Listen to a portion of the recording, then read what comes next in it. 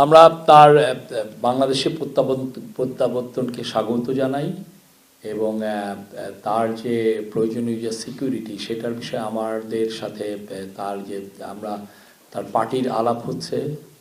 এটা তার যতটুকু তারা চাচ্ছেন যে সমস্ত মেজর পলিটিক্যাল বিএনপির সাথে কথা বলেই সেগুলো বিষয়ে লুক আফটার করা হচ্ছে। আপনি এই বিষয়টা তার পার্টি বলতে পারবে, বাট আমাদের তরফ থেকে সর্বোচ্চ এফার্ট আছে তাকে মানে তাকে ভালো সিকিউরিটি দেওয়ার। আইন প্রণেতা চিঠি দিয়েছেন একটা, এই বিষয়ে একটু আপনাদের বক্তব্য জানতে চাচ্ছি। আমরা এই চিঠিটা আমি অন্তত দেখি নাই, আমি এই বিষয়ে জানি না, অ্যাওয়ার না। বাট আওয়ামী লীগের বিষয়ে আমাদের সরকারের অবস্থান স্পষ্ট যে আওয়ামী লীগের আওয়ামী লীগের অ্যাক্টিভিটিস ব্যান্ড আছে এবং আওয়ামী লীগের ইলেকশন কমিশন আওয়ামী লীগের পার্টি হিসেবে রেজিস্ট্রেশন স্ক্র্যাপ করেছে, বাদ দিয়েছে। তো সেই জন্য আওয়ামী লীগ এই ইলেকশনে পার্টিসিপেট করতে পারবে না।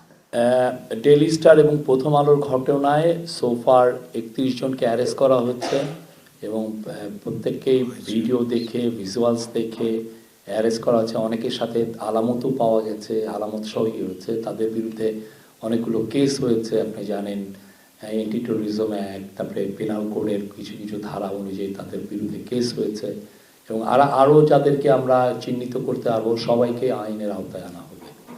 আমাদের আপনি দেখেছেন এই ঘটনার আমরা তীব্র নিন্দা জানিয়েছি এবং এই ঘটনায় যারা যারা জড়িত ছিলেন তাদেরকে আমরা ভিডিও এবং ভিজুয়ালস দেখে আমরা অ্যাটলিস্ট 12 জনকে আমরা অ্যারেস্ট করেছি। আমরা এই বিষয়ে এবং আজকে ল মিনিস্টার জানিয়েছেন এই কেসটাও ট্রায়ালটা হবে খুব দ্রুত বিচার আইনে। আমরা আমাদের মাইনরিটিদের সুরক্ষার জন্য আমরা সর্বোচ্চ এফার্ট দিচ্ছি। আপনি দেখেছেন দুর্গাপূজার সময়, গত বছরে, এই বছরে এবং অন্যান্য যখন মেজর